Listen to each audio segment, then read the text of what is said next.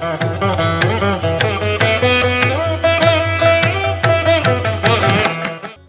కాలభైరవాయ నమః. ఈ కాలభైరవ దర్శనం చాలా గొప్ప విశేషంగా శాస్త్రాల్లో చెప్పబడి ఉంది. ఈ కాలభైరవుడు అంటే ఎవరు, ఎక్కడ ఉంటారు? ఆ కథంలోకి వెళ్లే ముందు ఇప్పుడు కాశీలో కొలువైనటువంటి కాలభైరవుడు గురించి చెప్పుకోవాలంటే, కాశీలో సాక్షాత్తు పరమశివుడు ఒక జ్యోతిర్లింగం, విశ్వేశ్వరుడుగా అక్కడ భక్తుల యొక్క కోరికలు తీరుస్తూ ఉంటాడు. కాశీ అంటే మహానగరం, కాశీని వారణాసి, బనారస్ అని కూడా అంటూ ఉంటారు. కాశీ అంటే మహా శ్మశానం అని కూడా చెప్పుకుంటూ ఉంటారు. అలాగే అంత్యకాలంలో అక్కడికి వెళ్ళి చనిపోతే కనుక అందరికీ ముక్తి సాయుధ్యం దొరుకుతుంది. అలాగే పరమేశ్వరుడు సాక్షాత్ వచ్చి చనిపోయినటువంటి ఆ 7 చేతుల తారక మంత్రం బోధించి ఇలా ఎన్నో చెప్పుకుంటూ ఉంటారు. అక్కడ విశాలాక్షి అమ్మవారు దేవేరిగా ఉంటారు. అలాగే అన్నపూర్ణమ్మ, మనందరికీ అన్నం పెట్టి అన్నపూర్ణమ్మ తల్లి కూడా సాక్షాత్తు ఈ విశ్వేశ్వరుడు పక్కనే, ఒక పక్కన విశాలాక్షి అమ్మవారు కొలువి అంటే ఒక పక్కన మనకు తెలిసిన విషయమే. ప్రళయకాలంలో మొత్తం అంతా అన్ని లోకాలు అంతరించిపోయినా ఈ కాశీలో ఉన్నటువంటి విశ్వేశ్వరుడు దేవాలయం, అలాగే కొల్హాపూర్లో మహాలక్ష్మి దేవాలయం అలాగే ఉన్నాయి, అలాగే ఉంటాయని చెప్తారు. మొత్తం అంతటి విశిష్టత ఉంటుంది. కాశీ విశ్వేశ్వరుడు గురించి ఎంత చెప్పుకున్నా తక్కువే. కాశీ ఆ నగరంలో ఎంతో అదృష్టం ఉండి ఎంతో పుణ్యం చేసుకుంటే కానీ ఆ నగరంకు వెళ్ళలేరు విశ్వేశ్వరుడు. సరే, దీనికన్నా ముందు కాశీ విశ్వేశ్వరుడు కన్నా ముందు కాలభైరవుని దర్శించాలి. క్షేత్రపాలకుడు, క్షేత్ర రక్షకుడు, మన రక్షకుడు, ఆయన భక్తజన ప్రియుడు శ్రీ పరమేశ్వరుడి కన్నా ముందు ప్రయారిటీ ఎవరికి ఇచ్చారంటే అక్కడ కాలభైరవుడికి ఇచ్చారు. చాలా పవర్ఫుల్. కాలభైరవుడు అంటే ఈ అంశతో ఉద్భవించిన వాడే. దానికి ఒక కథా కమేశ్వరుడు పక్కన పెడదాం. ఈ కాలభైరవుడి దేవాలయంలో ఒక విశేషం ఉంది.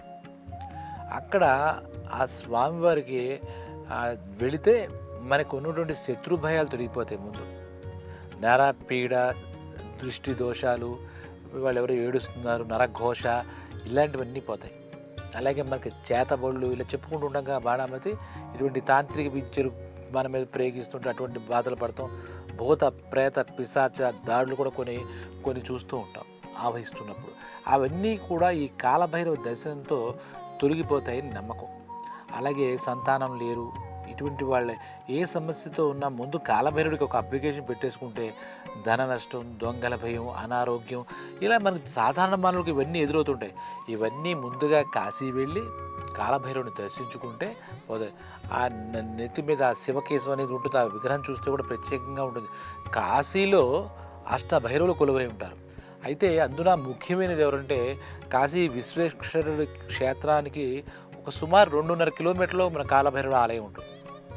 ఇక్కడ ఇంకో విశేషం ఏంటంటే స్వామివారికి అక్కడ భక్తులు వెళ్ళిన వాళ్ళు ముఖ్యంగా మద్యం అంటే మనం మందు అంటే తాగుతూ ఉంటాం, అది సమర్పిస్తారు. ఈ యొక్క దోషాలన్నీ పోవాలంటే ఒక్కొక్కరికి ఒక నైవేద్యాలు ఉంటాయి. కన్నప్ప కథలో కూడా చూస్తే ఆయన మాంసమే నైవేద్యం పెట్టారట.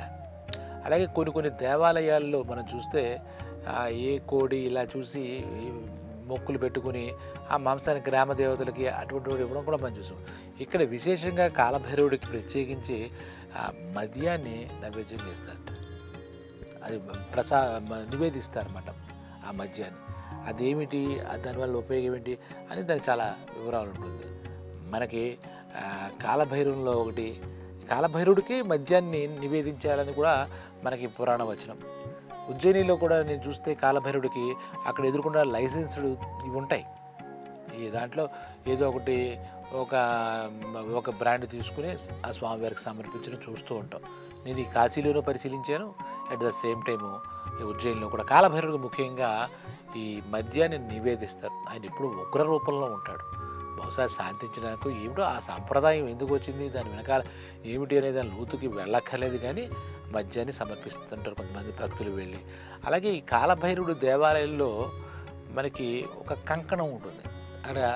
అక్కడ కొంతమంది పూజలు అనుకోవచ్చు, వాళ్ళంతా ఏం చేస్తారంటే నెమలికలతో ఒక దండం లాంటి కట్టుకుని, ఇప్పుడు మనకు మీద కూడా చాలా చెడు చూపు, దృష్టి, నరఘోష అని మనం పెడుతుంటాయి కదా.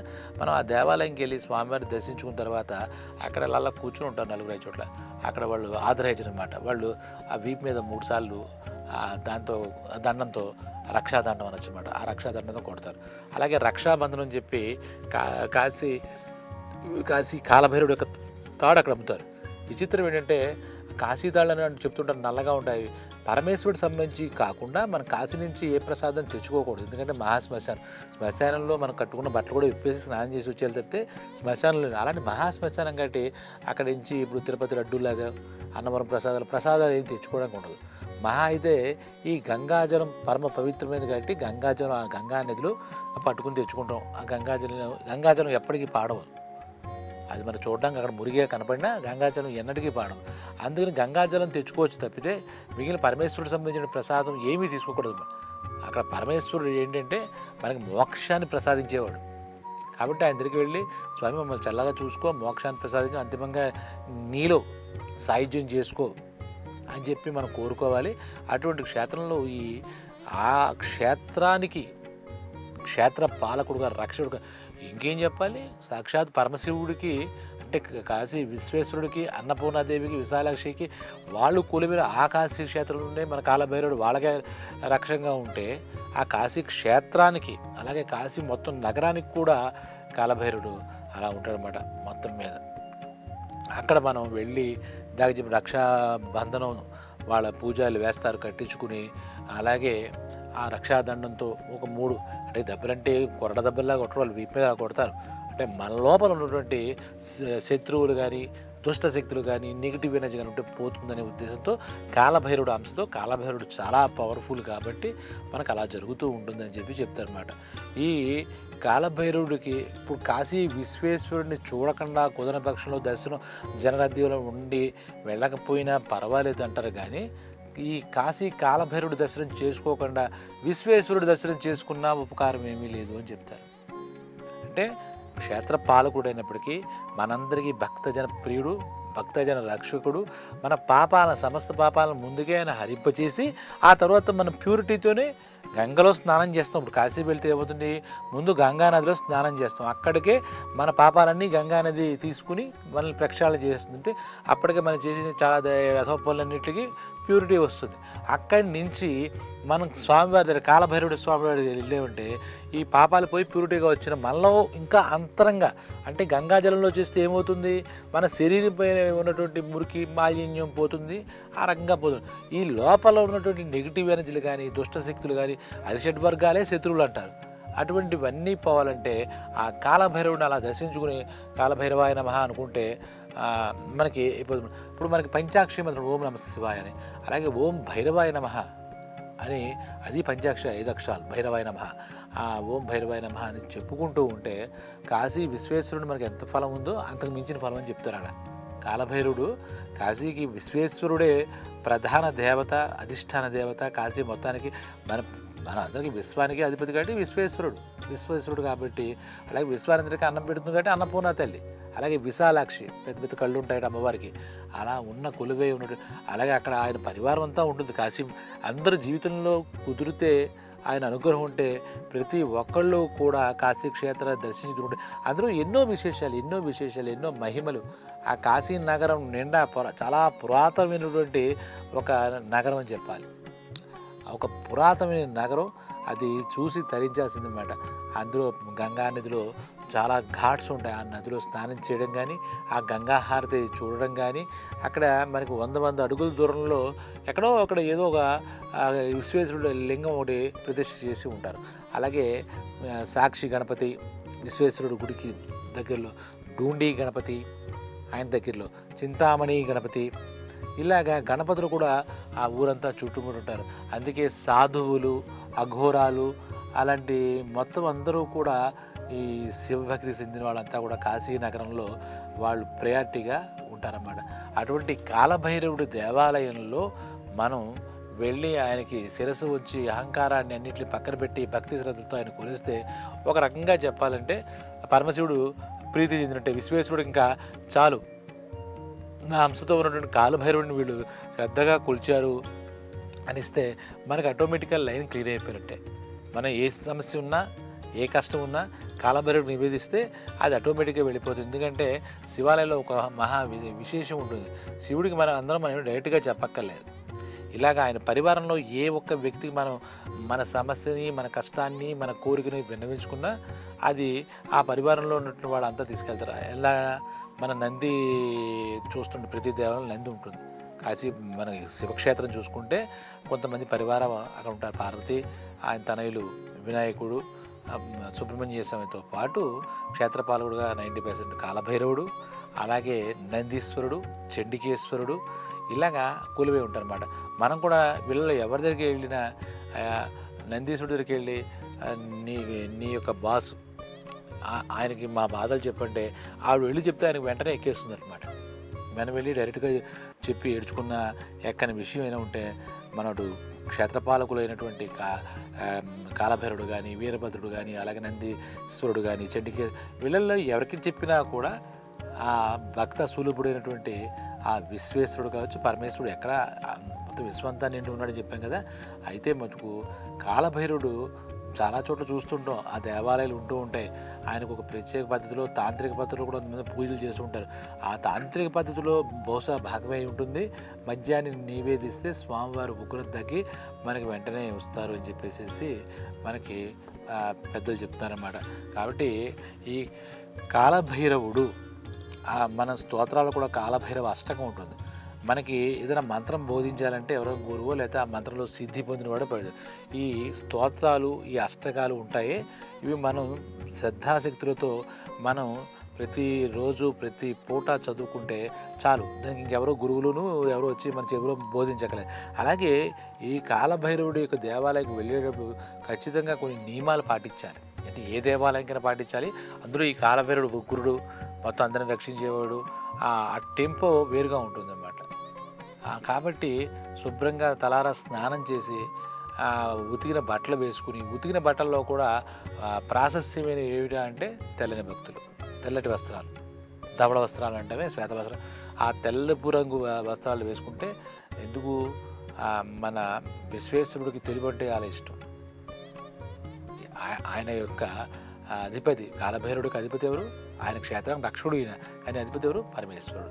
ఆయనకి ధవళం అంటే ఇష్టం కాబట్టి ఆ విభూతి రాసుకోవడం, ఆ తెల్లటి పూలతో పూజలు చేయడం అన్నీ చూస్తూ ఉంటాం మనం రెగ్యులర్గా. కాబట్టి మనం కూడా తెల్లటి బట్టలు వేసుకుంటే మంచిది.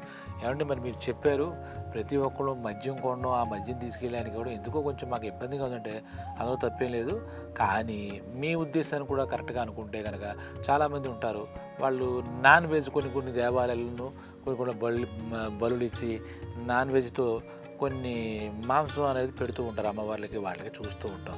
అయితే ఈ కాలభైరవుడికి ఏదో మద్యం ఇవ్వమన్నారు, మద్యం చెప్పారు, మద్యం తప్పనిసరి అని ఇక్కడ చెప్పలేదు. శుభ్రంగా మీరు పళ్ళు ఇవ్వండి, అట్టిపళ్ళు ఇంకోటి అట్టిపళ్ళు ఇవ్వండి, అనేం కాదండి.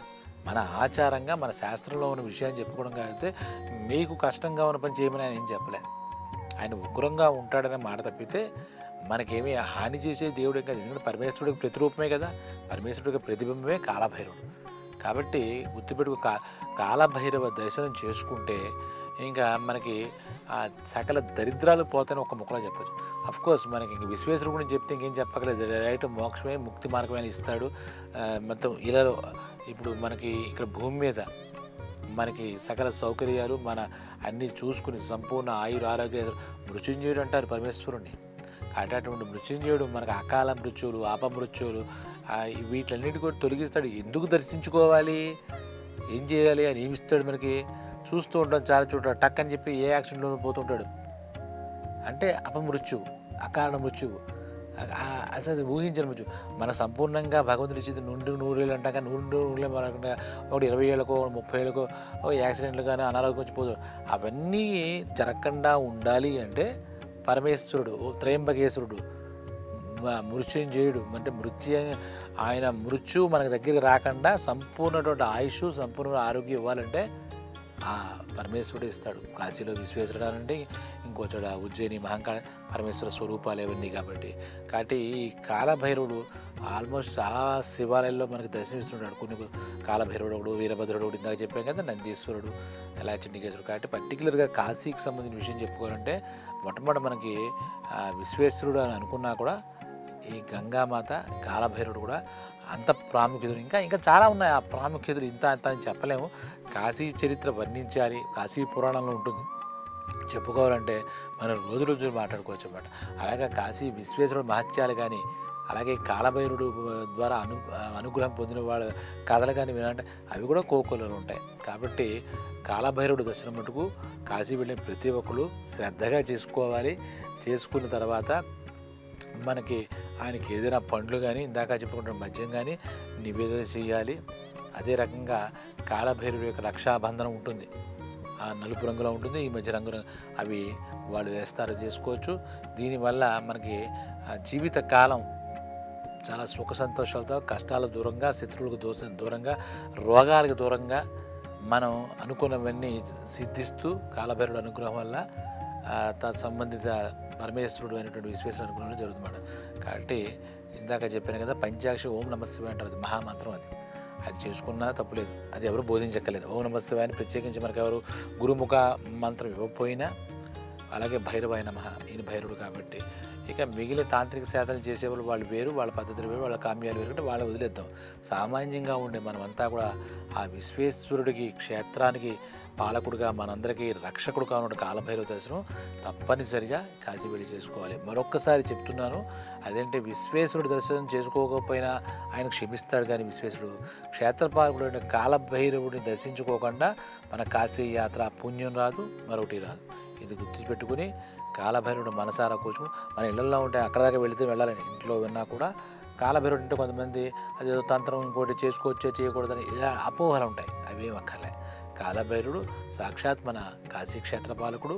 అలాగే ఈ పరమేశ్వరుడి అంశతో ఒకానొక సందర్భంలో పర్పస్ఫుల్గా మనకి భూమి మీదకు ఉద్భవించిన వాడు. కాబట్టి కాలభైరవుడు అంటే మనం చేయకూడదు, అవి శాంతి దేవత కాదు, ఉగ్రదేవత కాదు, స్వభావం ఉగ్ర స్వభావం. కానీ మనం అందరం కూడా ఆ కాలభైరవుడిని నిత్యం ఇంట్లో కూడా పూజించుకోవచ్చు. ఆ బెల్లం ముక్క కానీ బెల్లం పానకం కూడా ఆ స్వామివారికి నైవేద్యంగా మనం సమర్పించుకోవచ్చు. అలాగే మీరు చూస్తూ ఉంటే కనుక ఆయన యొక్క వాహనం కుక్క, మనం చూస్తూ ఉంటే మన వీధి కుక్కలు ఏదో ఉంటే అసలు 2 బ్రెడ్ ముక్కలు, బిస్కెట్ ముక్కలు, ఏదైనా మిగిలిన రొట్టె ముక్కలు పెడితే ఆ కాలభైరవుడికి చేరుతుంది. ఈ భూత జీవభూతాలకన్నింటికి కూడా ఆ కాలభైరవుడు ఆధీనంలో ఉంటాయి. కాబట్టి ఆయన అంటే వాహనం అనుకోవచ్చు. కాలభైరవుడికి అంటే కుక్కలకు కూడా మనం కాస్త అన్నము మనకు తోచిందేనే పెడితే కూడా కాలభైరవుడు అనుగ్రహం మన మీద ఉంటుందని చెప్తారు. కాబట్టి మనం అందరం కూడా ఓం కాలభైరవాయ నమః అంటే కాలానికి కూడా ఆయన చేతిలో ఉంటుంది. కాలభైరవుడు అంటే కాలాన్ని కూడా ఆయన చేతిలో ఉంచుకోగలవాడు. కాబట్టి కాలభైరవుడు అన్నారు. కాబట్టి కాలభైరవుడు దర్శనం చేసుకుందాం. సకల కష్ట నష్టాలు తొలగిపోతాయి, సర్వ సుఖాలు మనకి అందుబాటులోకి వస్తాయి, మనం సుఖ సంతోషాలతో కలకాలం ఉండొచ్చు. అదే రకంగా అంత్యకాలంలో ఆ కాశీ విశ్వేశ్వరుడు, ప్రధానటువంటి విశ్వేశ్వరుడు దయ వల్ల ఈ మనం శివ సాహిత్యం హాయిగా పొందొచ్చు. మన సంపూర్ణ ఆయుష్ పొంది ఆనంద ఆరోగ్యాలతో అదృష్టాలతో జీవనం సాగి ఈ కాశీ విశ్వేశ్వరుడిలో కలిసిపోతే అది సుఖప్రదమైన జీవితంగా శాస్త్రాలు చెప్పబడ్డాయి. ఓం కాలభైరవాయ నమః, ఓం విశ్వేశ్వరాయ నమః. స్వస్తి.